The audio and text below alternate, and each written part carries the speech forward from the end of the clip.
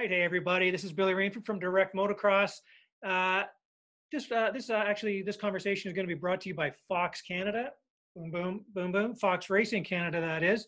I was looking through some old photos the other day, looking for some stuff, and I came across one of a dude jumping a jump at River Glade that nobody had done before. And I thought, you know what? I better give this guy a call, and we better do a little video interview. I am talking about the one and only Dusty Klatt. Dusty, thanks for hanging out with us.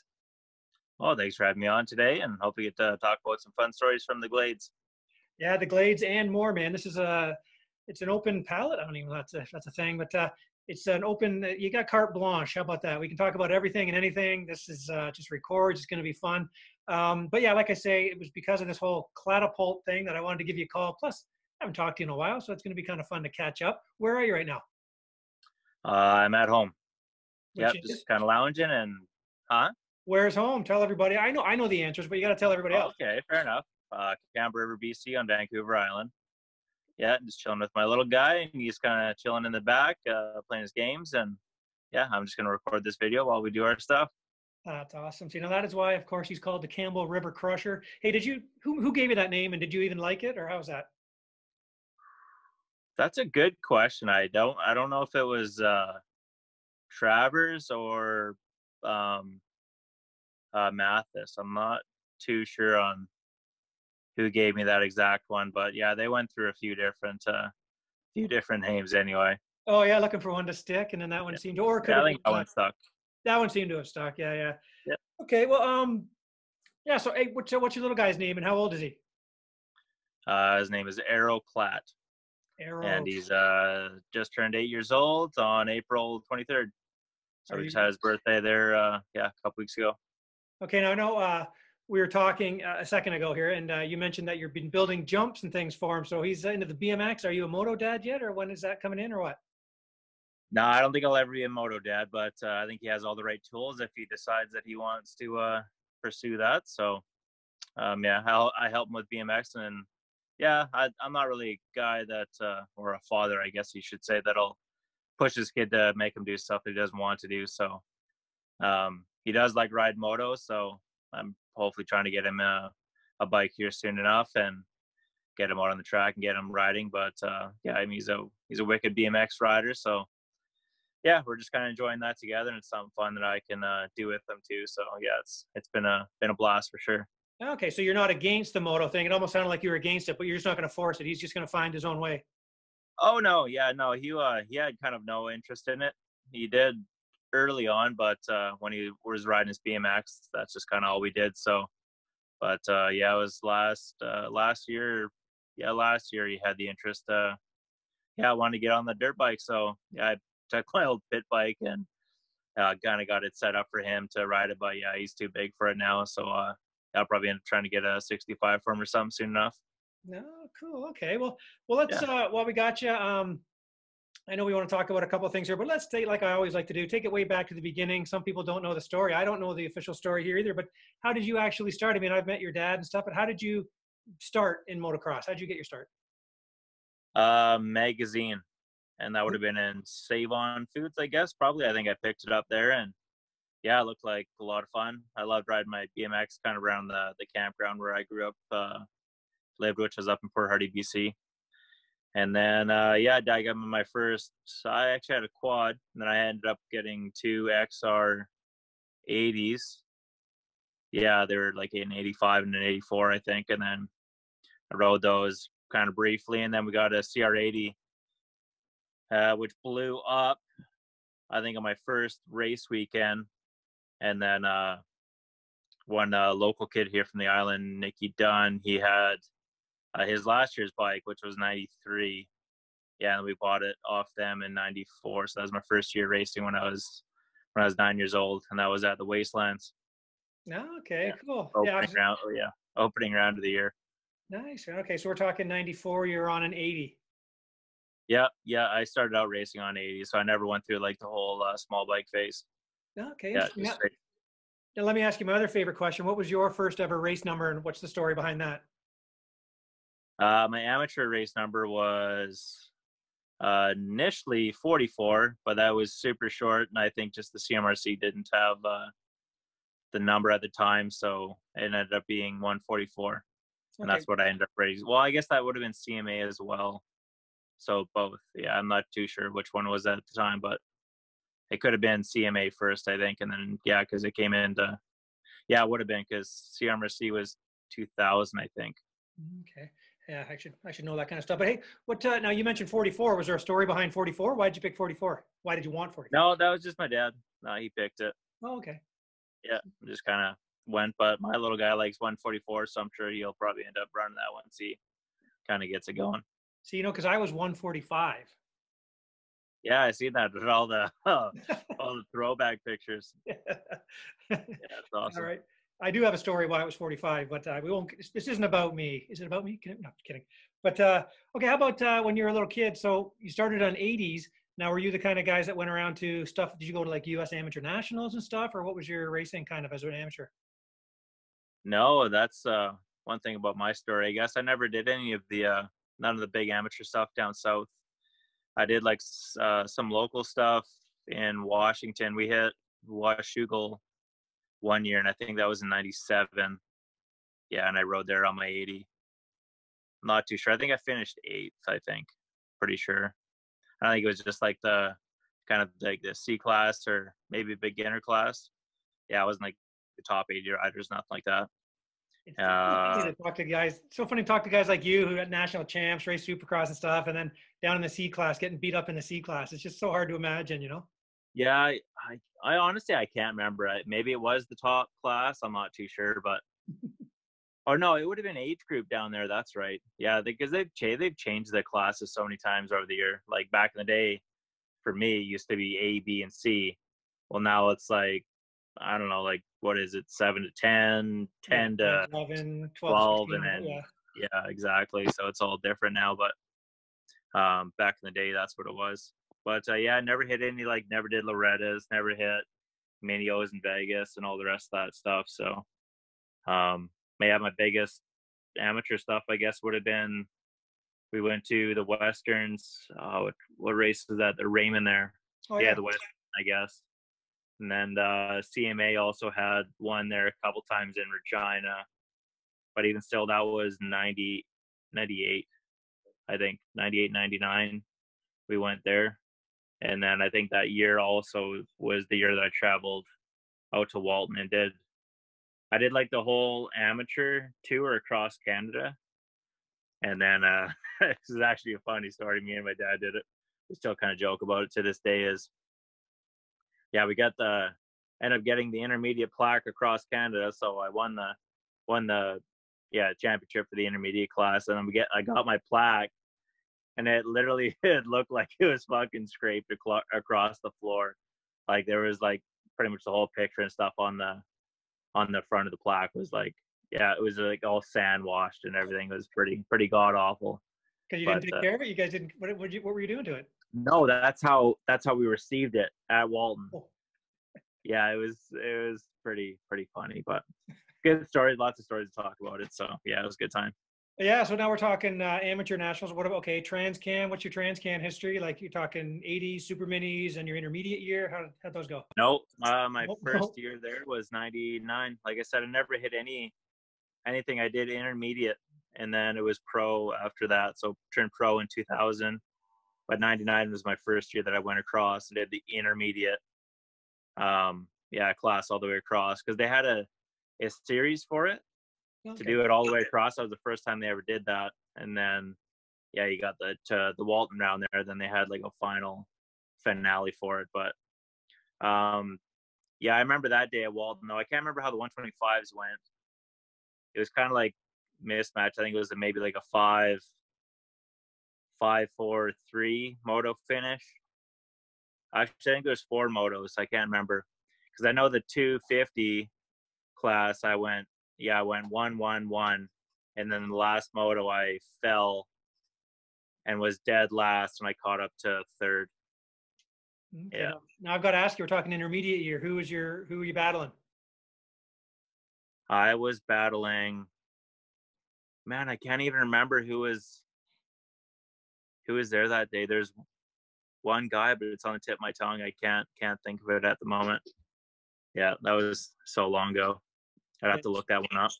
Yeah, sorry, I've been driving all day. I just walked in the door here, so I haven't had time to do my homework and go to any of those kinds of archives. Well, I wouldn't even be able to find that actually, unless it was the Transcam, which it wasn't. But yeah. So then, okay. So okay, you mentioned you got started because you saw a magazine and stuff like that in the old Yep. grocery store. Who were you? Who's your hero growing up? McGrath, hands down for sure. Okay. Yeah, I always looked up to him, watching him in Supercross, and I also kind of liked him too because, yeah, he just had like his little snippets of BMX in his video parts and stuff in his movie. So I always thought that was kind of cool, I guess. And then I talked to actually, well, I used to ride with him, Randy Lawrence, down in the U.S. because he used to train Weiner and Villapoto because he rode BMX. And one of my buddies from down in California there, Heath Pinter, he's a pro BMXer, and he's a team manager for the Rockstar Energy crew and the Hart Huntington. But I'd always be riding over at Heath's place, and then sometimes Randy would come over, and he was talking about Jeremy riding BMX and stuff like that. He's like, he was never at your level of riding BMX, but yeah, I just thought it was kind of funny that yeah, just have those little conversations about it. But yeah, because he used to rent for Jeremy back in, man, I want to say 99 maybe, somewhere around there when he was on Yamaha. Okay, cool. So, okay, so then, so after that, I think most of us too got our kind of not our starts or whatever. We kind of BMX and motocross can certainly go hand in hand. I mean, you obviously get a bicycle because it's cheaper first, and then you kind of seem to kind of go that way. A lot of people I talked to, and myself included, kind of went that same kind of route. But so when you were an amateur, were you getting support and stuff like that, and were the teams looking at you because of some of your finishes, or how was that going? We got help from, my first sponsorship was Courtney Motorsports here on the island. That would have been 96. And they helped me out with, I'm guessing, I don't know, Dad would know all that kind of stuff, but discounts. They gave me my first, I think, 250, and that would have been 2000. I remember. Yeah, and I was pro then. I think that might have been, yeah, that was my first pro year. They helped me out with the bike. And then it was, we went to Whole Shot after that, and then Richmond. Yeah, I kind of bounced a little bit between those. I think that was around 2001. Blackfoot helped me out with a bike in 2000, and actually, Blackfoot helped me out with a bike in 2001. Yeah, and then that's the year that I rode Montreal Supercross with them. So they helped me out with Turbo Reef's practice bike. So I rode his practice bike during the West round. So I never rode it during the week. They'd hold on to it, but they'd let me ride it for the weekend. Okay. So that was kind of funny. And then I ended up, with Richmond after that. And then I went to Whole Shot, and then I went to Blackfoot after that in 2004. Okay. Now, what were your overlaps with Colton and Darcy Lange and JSR and stuff like that? And those. Hey, by the way, you're going to be upsetting a lot of Islanders if you don't have a Lucky Lager in your hand. Sorry, I'm not a beer drinker. I like the hard stuff or mixed drinks. Yeah, I'm not a beer guy. I'll get teased on that one, I'm sure, but Darcy Lange. okay. Darcy, you've upset Darcy Lange without a Lucky Lager in your hand. Oh, Darcy's always been a beer guy, though. Yeah, he'd be crushing 6-packs on the way to the test track. As I say, everybody gets lucky. Yeah, everyone's got their own thing, right? So, yeah, too okay, funny. So, all right, so so the first year when you were pro, you weren't on a team necessarily. You had like some stuff. It's funny you mentioned Turbo Reef, all these names like back then. I was actually living out in Vancouver at the time, and I was just kind of getting my teeth wet hanging out at the races and stuff like that. Again, like as a spectator, wannabe photographer kind of thing. But yeah, you got some old photos and find some of those. But so, what your first pro year finishes? How'd you do? Like, were you instantly? Yeah, it would have been Courtney Motorsports. I ended up, oh man, we just did the West Coast, I think, for the first two years. Yeah, 2 years. Yeah, 2000, 2001. I just did the West Coast. 2002, I was with the Richmond racing team, and then I ended up I did the East Coast as well, but I ended up breaking my wrist, I think, at the second round, so I missed the rest of the season. And then I ended up switching to Whole Shot for 2003. My first year racing, though, I'm not sure. I was a backpacker. I know that. I ended up getting, I think my plate was like 36 or something like that. and then slowly moved down. Yeah, I was 30, 36, 30, and then 12, 7, and then I started getting into my championships after that. And then second place, third place. Yeah. Hey, how often do you go on YouTube and watch that first lap at Calgary, where Coster and Travers are going nuts? Not too often. It's I've showed my little guy, but he likes watching some of my old races and stuff like that. So sometimes I bring him up. And actually, just last year we actually watched a lot of the 2006 season, because it was a lot of it was getting brought up on Galdy's stuff there on as all his past races and stuff like that. And I have a few DVDs from the races also kicking around. So I show my little guy that, but sometimes he's into it, and sometimes he just wants to go out or watch BMX stuff. So it's good though. He's pretty. Does he He think likes to that's talk cool to or Storm no? about me though. That's for sure. What's that? Sorry. I said he loves to talk to Storm up about me. That's for sure, especially when he's around other kids or some stuff. So it's kind of cute. Enjoy that while you can, because that's probably not going to last. Yeah, exactly right. Soon you'll be crap talking me. Yeah, you just be dad. You're not cool. Yeah, shut up, Dad. You don't know what you're talking about. Exactly. Yeah. Elbows up. Shut up, Dad. Okay, so talk about quickly too the I mean, you came up cutting your teeth in the arena cross series out there, the Future West Moto stuff and all that stuff like that. I mean, all you BT guys, you just had such a leg up on the indoor stuff, and then Supercross and stuff too. So, talk a bit about that, the arena cross years. What would you like to know about it? I mean, you must have. What years? Like, did you get on the 80s? Were you racing it, or did you wait till you got on the big bikes? No, I did lots of amateur stuff there. So I think pretty well almost since I started racing, I was kind of over there. I want to say that started around 96 maybe. Yeah, man, that's so far back. I can't really remember too much. But I was a top island kid on my 80s. So I think when I was racing over there I was pretty well just right into trophies. So it was fairly consistent. The pro class was a little bit tougher once I got in there, but I remember I won my first pro race. That was end of 2000, I think.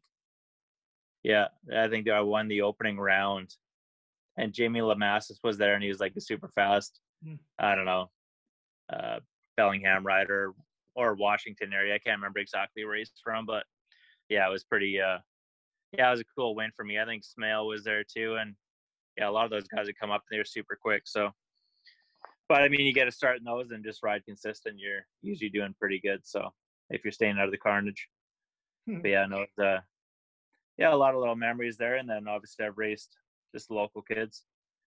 Colton and Darcy's been there. Darcy was racing down the U.S. a lot though at that time too. So he was doing a lot of the U.S. arena cross stuff pretty much since I turned pro. He was only up there a fair few times. Okay. What are the ages? How old are you now, by the way? I'm 35. So you're 35. So, okay. So you're a little bit ahead of of Colton and. Yeah. Okay. Gotcha. Yeah. I think three or 4 years. I can't remember. Yeah. I don't even think that many now, but well, maybe somewhere around there. Yeah. Colt's 30 or 31, I think. Yeah, I think at least. I don't know. I was going to say 32, but I could be wrong. And I should know that. I've asked him that. But okay, now you mentioned Darcy going down south and having lots of success. Then you went down there on the Kawasaki team and stuff like that. Talk about that. I mean, I've got a couple of interesting photos. I know you're like hanging off the back. I don't know. You probably remember seeing that photo where you're hanging off the back of the bike. And oh man, some crazy stuff. But maybe you haven't. I have to dig it up. Yeah, maybe. How did that go? How did that year go for you down south in Supercross? The arena cross or Supercross? I jumped to Supercross now. Supercross, that was good. I mean, it was definitely a new learning experience when I went down to Star Racing there. Obviously a great team. It still is. It's pretty much the most not dominating team, but they're a title contender for the Supercross right now. So it's kind of funny that I was on that team when I was down there, but unfortunately it was, I don't know, it was good and it was bad also, but it was a good learning experience for me. Being a little bit bigger of a guy on a 250F, I think hindered me quite a bit. I think if I had rebacked now, I probably would have tried to get on a Honda 450 what I came off of racing from 2006. I think it probably would have suited me better for racing down there. But yeah, it's just a lot different. It's no different than the Americans coming up here or Americans going to Europe. It's always, you know, when you go and play in somebody else's neighborhood, it's usually a little bit different of a story. But no, it was a good learning experience. I liked, just being able to ride the test tracks and stuff like that. Actually, my Supercross started out not too bad, but then right after the burns there, it was kind of crappy. I came back to Phoenix, and I was pretty much having my best race going. Like I ended up 4th in my qualifier, and then in the main event, Lawrence was, I think, 4th. I think I was 4th place or 3rd. I think I was running 3rd actually, and we had a pretty big gap on 5th place behind us. Yeah, it was almost like 9 seconds behind, and like I easily could have held that pretty close to the end. So yeah, I think I would have ended up. He would have got by me for sure. He was quicker, and yeah, he just like jumped a triple and they just took us both out. I mean, I was sore as shit from all my burns, so getting taken out after that, it was shitty, and then I had a hard time getting my bike going, and he ended up. I'm not sure what he finished, but I think I ended up, I don't even know, 11th or something like that, and I raced 13th. Yeah, it wasn't that great, so I was a bit sour about that. And then I kind of gradually worked my way up through the season. Yeah, I was like 15, 13, 11. I think I ended up with an 8th at Seattle. But yeah, it was a little frustrating. Could have been better, but and then outdoors came around. I got 11th at Hangtown, and I think I crashed out of the second moto or something happened with the bike. I can't remember. And yeah, it was kind of a little off. Some of the races I can't really remember too many of them, but yeah, just not where I wanted to be, put it that way. Right. And it's a two-sided thing here, because I mean, on the one hand, you can look back and say, you know what, I gave it a shot. I went down and raced Supercross, I raced in the States. On the other hand, then you got some regrets thinking you could have done better. So nobody's ever happy. No, exactly though. That's exactly what I'm saying. I don't regret any of it. But yeah, if I had looked back or went back on it now, it definitely, for me, the smartest choice would have been maybe trying to take a little less money and then hop on the 450 program to try and do something better. Because I just came off a dominant 450 season, so it would have been good to kind of carry that over. But yeah, like I said, I wouldn't have noticed or wouldn't have known my 250 outcome too if I hadn't went that route. So yeah. Well, now let's talk about you. Then you come back to Canada. I know I've got one of my favorite shots of all time is you on the number 111 Kawasaki in a berm. I think it's at Kamloops, I'm assuming. But you came back up. Tell people like your championship years and stuff like that up here in Canada. What were we talking? 2004, 5. I won the West MX2 class. So yeah, it's not all the way across like it is now. But no, it was great years. I came off 7th in 2003 with Whole Shot Racing, the 125 that we had. I started off a strong bike, but it just got slower and slower every single race. Anyone that knows of that bike or that year of that had the same build there, that bike just got slower every single race. So that was kind of unfortunate for me. But yeah, I came out dominant in 2004. And yeah, between me and Morris, sorry. He, we were pretty much 1 and 2 every single weekend. So that was a good race. And actually came down right to the final round. And I got the whole shot, and he was probably, I don't know, 6 bike lengths behind me the whole race. So yeah, it was a hard fought one, but it was a good one. Yeah, so that was a pretty awesome victory win, that one. 05 was, I was pretty much cleaning house, I think, for the first bit there. And I think Calgary, I had an off weekend. I think I missed the podium. Or I ended up getting like 4-4. Maybe I got 3rd overall something. It was a mud race, I think. And I had a bit of a trouble at that one. And then I think Regina ended up winning both there. And then secured the championship again. And then 2006, it was the 450 season. which, yeah, was killer. That was hands down obviously my best year. I won every single qualifier that we had that year on the 450, so never lost out of the whole series. And then 450 races, yeah, I think I only missed maybe 3 or 4 that I didn't get first in, so it was pretty good. I know I missed St. Julie. JSR got me at those 2 rounds. He got me once at Sandalye, and then Moncton, I believe. Okay. Yeah. Now, That what was was that the bike that mysteriously showed up in Calgary or something? That the Honda that showed up all of a sudden? It was like, hey, yeah, somebody's actually had my '06 bike for a long time. Yeah.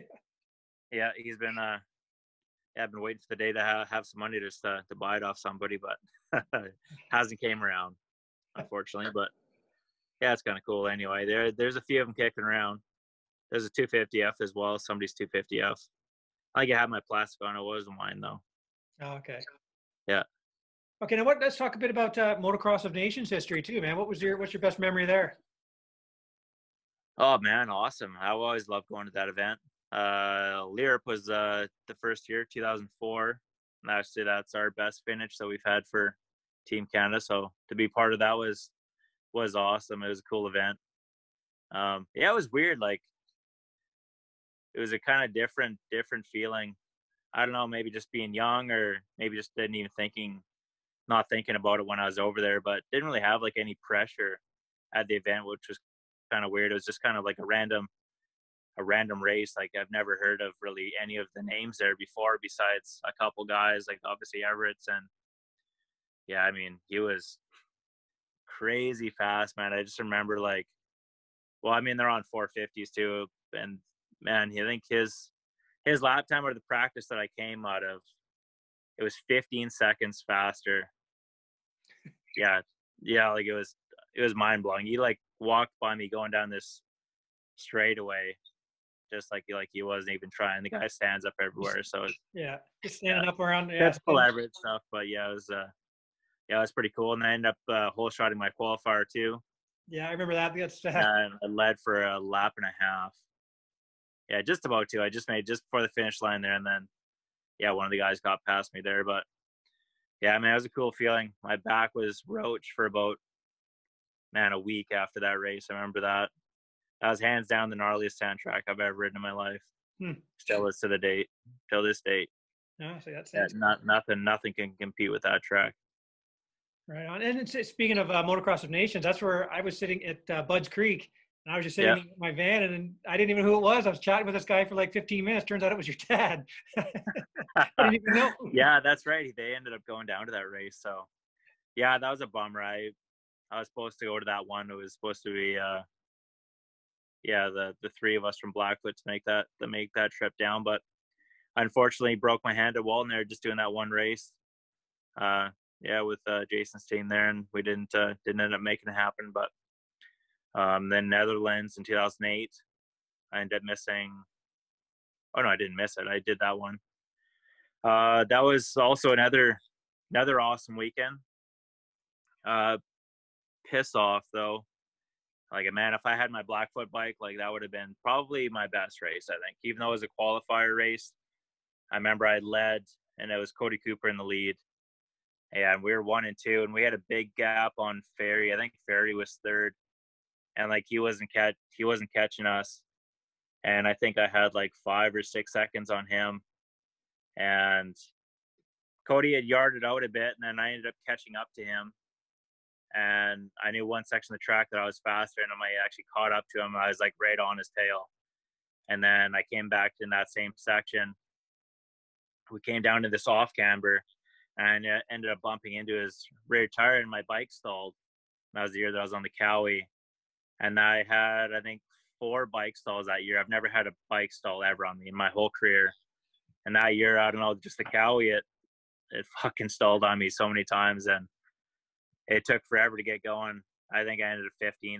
And then it's funny though, we ended up 15th in that race, but that race saved us to get us into the A final for that weekend. Otherwise that weekend would have been a toss out for us, unfortunately. But we all made it in, but yeah, the racing didn't go as good for the main event days.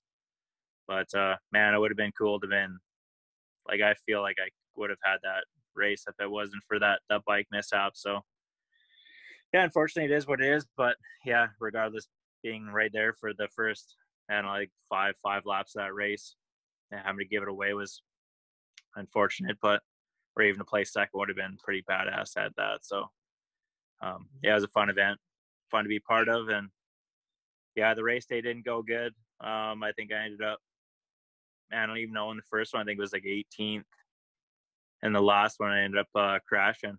It was like the finish line, I kind of went up and did a left and then right, and there was like this step down, and there was these 3 ruts right at the bottom of the landing that were like a foot and a half deep, and I ended up long bombing, and I landed just about right into the rut, and it just grabbed my pegs and just tossed me. Yeah, it hurt quite a bit. So that was it for me. I think it happened right at the very end of the race too. So yeah, it was unfortunate. And now you also mentioned, so you may not remember the same things I remember, but I have photos of certain things. But remember at Walton when you broke your hand, you came back and you were so pissed off with everybody asking, you just drew. Remember you drew, you wrote. Yeah, I did. Yeah, broken bones. I got a literally picture every person that came up to me, I remember that. And I still have the photo in my gallery too, on Facebook and all the rest of it. So it may have been the start of pug life too. I've got the picture. You were holding a pug. Yeah, baby pug. Yeah, that was awesome. But yeah, it was pretty funny. Yeah, I had millions, or at least it felt like millions. Just that's the only question I was getting asked is, "What'd you break? What'd you break? Or what's wrong with your hand?" Or yeah, so I just ended up drawing it on my cast or tensor wrap cast, whatever I had going on there, and then. Now you didn't break that when you got the back of Bobby Canary, did you? Because I got that other photo. You get your legs off, and you kind of cut in, and you kind of high sided off him. No. I got back up. Okay. I finished the race. Yeah. Okay. Gotcha. Yeah, I won the last moto, but that race. Yeah, no, he ended up taking the overall. Yeah, I think he got the overall for that weekend. Yeah, he had the sword. I think he got the sword. Yeah. Yeah, that's right. I think so. Now, okay, well, let's. I don't even know how long we've been talking here, but I know you're getting ready to go for dinner. Good. I don't want to keep you. Okay, right. Now let's. I remember, what year was it when a Chilliwack Arena Cross? I think it was the first time you did your ACL, right? Yeah, 2003. When was it? Oh, 2003, 2013. 13. Okay. Dummy, yeah. Right, now I remember you screamed. Like I remember you screamed. That was just out of it wasn't pain. You're just so pissed off. I think, was it not? Like you were just so mad. No, that hurt. That hurt really bad. Yeah, that was awful. I was screaming pissed off at River Glade though. Oh, I know I had retore it. Like I heard it pop. But yeah, it was just super. For me, it was just emotionally draining. It was just like hard to go through that injury. Like it was my last. I told myself it was going to be my last year to try and go for another championship. And the progress that we had made on the KTM from the 12 to the 13. Yeah, like just within the day, like I was a second and a half lap faster on that bike. So just having that confidence going into the new season, I was already feeling good. Yeah, I was riding through the winter and stuff like that, and yeah, it's just unfortunate how it kind of unfolded. And then yeah, I just rushed trying to get back. Obviously, was not ready coming in. My knee was not still 100%, and I think the first race I ended up racing back at Gopher was only 5 months into my ACL recovery. So yeah, I think I was only training for a month. I think I started at 4 months, at the 4-month mark, being on the motocross bike anyways, 3 months for training. So yeah, I missed a lot of time. But there's nothing you can do when you're trying to support a family and all the rest of it at the time. And yeah, just trying to make ends meet and obviously not let down your sponsors and all the rest of it, and just be out there on the track for myself and fans and sponsors. So that was 14 at River Glade? Sorry? What it was 13 at the Arena Cross, and then what it was the next year? Yeah. No, 13 I ended up racing that year. Oh wow. So I tore my ACL in, I think it was February or March. Oh man, okay. Yeah, and then I missed the first 5 or 4 rounds of the series, and I did the last half the East Coast. So I started out the East Coast series, but I ended up Yeah, just re-tearing it. So I think it was my third race back. Yeah, at the River Glade. Yeah, so we did Gopher, and then we did Deschambault, and then I had a good race, fairly good race going there, but gave it away at the end. And I had third until, man, it was past the 3/4 mark. We only had like 3 laps to go, I think. I can't remember who got by me, but yeah, then I ended up tearing it at the Glades there. So but yeah. Anyways, back to I guess that race. Yeah, no, I tore it there, and yeah, that hurt because you don't get knocked out for it, and it's just an agonizing pain, no different than a broken bone or nothing like that. So yeah, it was a pretty awful feeling. Right. Yep. Okay, so we had like the highs and the lows at River Glade. We're talking about that there. Now, the whole the reason that kind of I wanted to get a hold of you, of course, I saw that photo of you doing the Klattapult. Was that 09 back? Was that 09? Klattapult? Yep. Back in 09. So take us through that. Like, I mean, again, like I said in my little Instagram lead up to the whole thing, it's like not many people have the cool fortune of having something named after them. It's totally different now, but I'm still calling it the Klattapult. But yeah. But take us through that day when you saw it, when you did practice or even walking the track kind of thing. When did you kind of start thinking about it? I was actually going to do it in 2008. I just never sacked up to do it. I kind of took a couple of chicken shit runs at it, and I was just like, I'm not going to try and jump it in like my race or nothing like that. So held it off for another year, and then when 2009 came, just the lip and everything kind of felt like it was like possible to do or more realistic to do. But I remember like you couldn't come up short. Like they had the land or the lip of it, because it wasn't even a tabletop how it is now. It was more like a dished out double, not like right down to the ground double, but it had a bucket in it, so you had to time it. Yeah, you couldn't go long on it either, otherwise you'd have bounced off and then went right into the fence. So it was a cool jump, and ended up I went just a little long, like not even. I pretty much timed it pretty good the first time. So yeah, it was a crazy jump to do, but it was a fun one for sure. Yeah, it was a cool day because it became the topic of the whole day. I mean, guys, I've got photos of all the guys kind of sitting there looking at it and going, "No, you got to, do." I don't know if it was Gerke or one of the guys. It wasn't, but anyway, somebody looking at us like, "No, you got to go here." And then all of a sudden, it became through the pits. Everybody's talking about it. Dusty did it, and then Hello. What's that?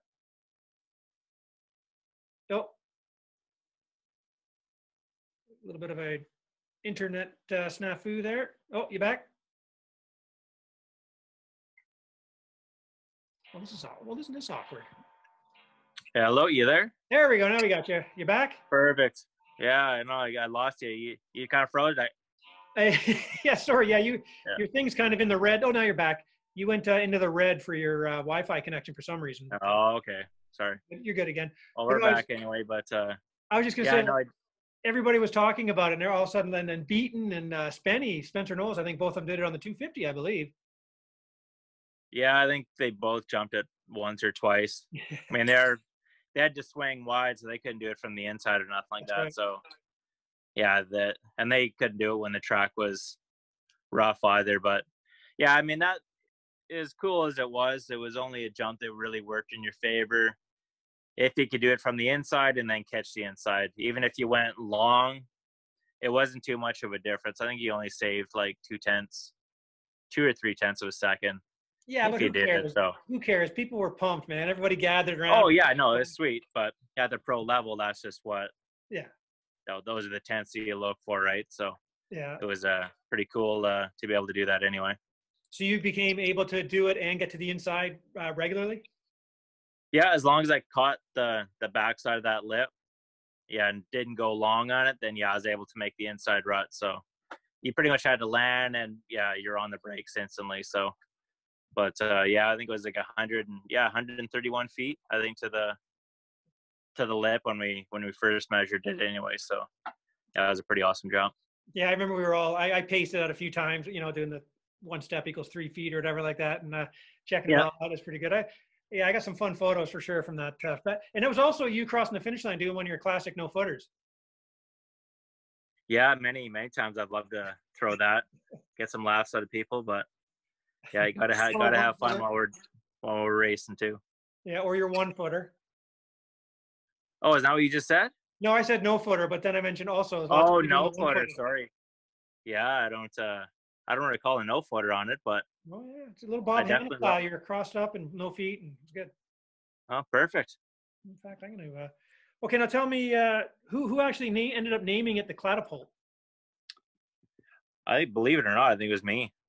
Well, Oh, not it was me. Yeah.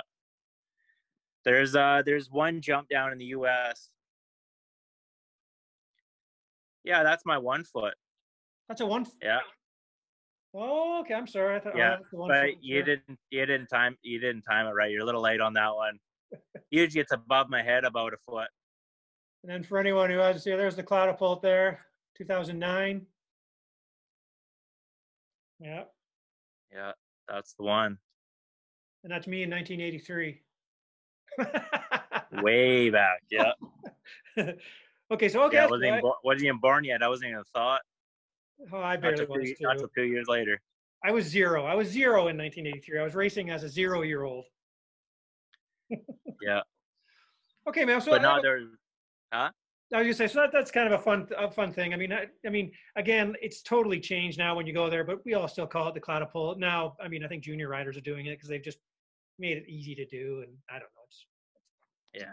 let's do that. Typical kind of race stuff, right? Uh, Yeah. okay, so you after unfortunately that 2013 knee injury, is that where you have you been out since 13? Yep. Oh, that's incredible. What? I know. That doesn't even make sense. How old am I? Yeah, I'm right there with you. The years just kind of keep stacking up. So yeah, as wish as I still wish that it went longer though. Yeah, now, but that's just the way it goes. Yeah, man. It's obviously it's a rough sport, and that's why we love it too, right? I mean, if it wasn't Yeah. gnarly, it wouldn't be so cool. But okay, so how about what's the main thing you miss about race? Let's talk a couple little silly things like that. What's the biggest thing you miss about what you were doing? Just the freedom, I think, just being able to. Honestly, I missed the grind of it. I missed like training and stuff like that. I like being active. Whether it was going to the gym, going riding my BMX, going riding moto, and just kind of doing it all in a day. Never really had a schedule that you just kind of made up your schedule and whatever you felt like doing. But I mean, I was always an active guy as it was anyway. So if I wasn't doing one, I was doing the other. So, um, yeah, just having that, I miss that schedule and just being able to, yeah, to run your life how you want it to and not have to wake up at a certain time or being able to please other people or, just the typical kind of work related stuff that you'll deal with in a regular job life. But yeah, and getting to travel the world and don't miss the flying too much, but yeah, that was obviously part of it. But yeah, it was a great run while it lasted. Oh, hey, I was talking with Ryan Lockhart's doing a story behind the. We're talking about a story behind the photo for Ryan Lockhart, and I asked him if he had any questions for you. Here's what he actually said. He said he was too quiet and fast for me to be around. So Ryan didn't really have a story about you. Yeah, no, I don't think many. I didn't really have too many friends. I don't think in the race scene. I got to get talked behind my back and all the rest of it. You know what I think's funny though is you're just one of those guys. Not everybody is super outspoken. You're a quiet guy, but once you get Oh, to I know am. you, Yeah. you never stop talking once you get to know you, right? Like it's so a lot of people just didn't know that. Yeah. You know what I mean? Everybody has No. different personalities. Yeah. No, exactly. But no, no, I just the party scene wasn't mine either. So you had Lockhart and Willard and all those guys. They loved hitting all the fun times after. So that wasn't my scene. So maybe I just didn't quite fit into that group. But yeah, we can always laugh and share all our fun, laughable memories. I guess now that we're out of racing, or yeah, just living the father life, I guess we could say. If we weren't so spread out, we should have one of those campfire things like that Moto Fight Club just did. That part of that was pretty hilarious. I don't know if you caught any of that. Just the Instagram stuff. I didn't actually watch it yesterday. I was out busy and doing stuff, but yeah, it seemed like a kind of neat little setup they had going. Yeah, for sure, for sure. Hey, okay, well, I got you. Let's ask you this too. How about favorite track you've ever ridden? You know what? I can't even. I don't even know. Like if it's Canadian track, they change every single year because some years they're dry, some years they're perfect. Like I mean, it always changed. Redbud was pretty awesome. That was a cool track, and Netherlands I think was pretty awesome too. That finish line jump was so sick.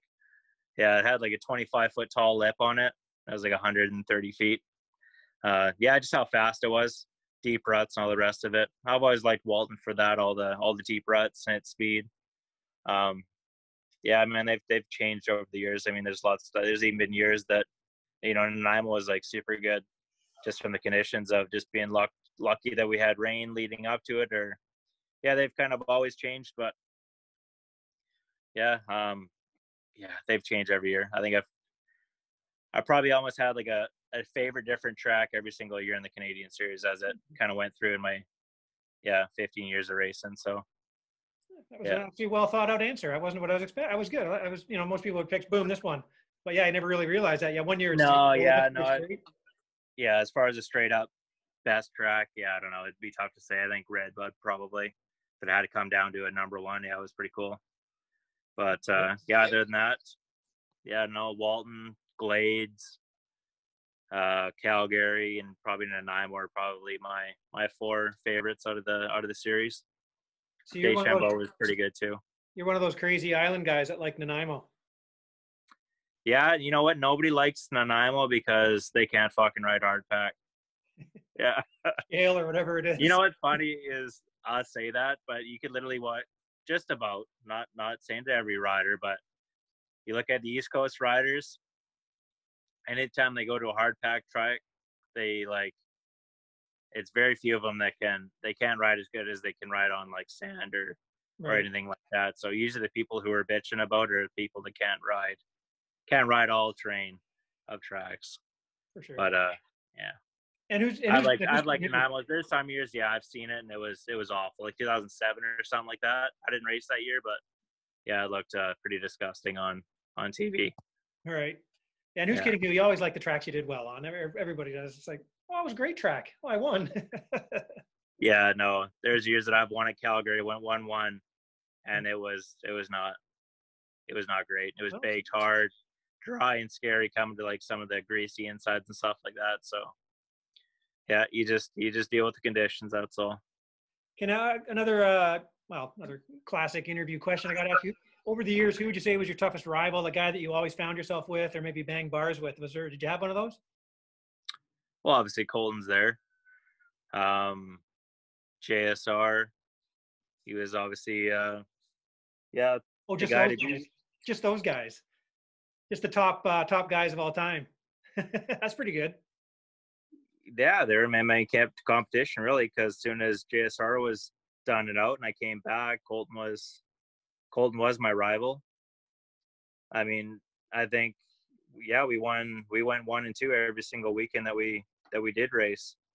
2008 kind of sucked for me. I didn't ride that great that year on the Cowie, but I mean, I had a couple moto wins and lots of podiums and stuff, but yeah, it just didn't turn out that great. But yeah, I mean, if it wasn't for that, I mean, we were 30 seconds ahead every single race, damn near of third place. So yeah, I mean, we were kind of in our own little world there. So yeah, you made it awfully boring for a lot of people watching. Yeah, if we weren't close, that's for sure. Yeah. I mean, either that or we were gapped out ourselves too. So, all right, you kind of answered it. What about your favorite bike of all time? Oh man, that's a tough one. Like my Honda was good in 06. My 250F was good also on Blackfoot too, like 05. And it actually ended up having like 6 horsepower more, I think, for 2006. So, but I remember just being able to put that bike anywhere I wanted, pretty much make it do anything that I wanted it to. And the Hondas were a little bit more nimble of a bike. That's one thing that was kind of cool about the Honda. Like even still to this day, I rode a friend's a couple of years ago there, and yeah, they're just a very maneuverable bike, whatever you kind of throw at them too. So, and yeah, I mean the Blackfoot Yamaha was also a good bike too. I mean, I never had any issues with my bikes really that we rode for them. The 2007 they actually struggled with, and that's what ended up breaking my wrist was in yeah, it was the rear shock. They had a lot of issues with it on the Yamaha that year. And yeah, that's actually what happened to me. It was kind of, I came off the Walton finish line. There's like that, it goes up and then veers right. Yeah, and it just like loaded in and just like shot me right over. And I landed right in the deep rut. And then I just ended up going right through the fence. And the fence ended up grabbing my fingers and then just folding them over backwards. So That's right. I yeah, remember. Okay, now it all came back to me. yeah. I remember now. But yeah, my black bikes were probably my best bikes of my career. My star racing was probably the best 250F that I rode, I think, though. Okay. Fastest anyways, for sure. All right, now I asked someone else to send people ask questions, and someone asked, is there, I don't know if they remember something I don't remember, but they say, is there any rider out there you need to apologize to for something that happened on the track? I don't know if that's a loaded question or not, but anything pop into your head? A rider out on the track? I don't know. Is there anybody you need to apologize to after all these years of racing? Did you do something you look back and go, yeah, maybe that was a bit rough? Yeah, there could have been a fan probably in Ontario. It was actually, yeah, it was 2010. I crashed just before the finish line. And he was screaming at me like, almost like in a different way of like a fan. I didn't really react to it all that great. Like I was completely out of breath and it was super hot that year. I think it was like 38 plus, yeah, with 100% humidity. So yeah, I was like 43 that day or something. So it was, yeah, I was out of breath and I was laying on the ground. He's like, get up, get going. Like just screaming. And I'm just like, shut up. I was like, I got up. Yeah, I was just like pissed off.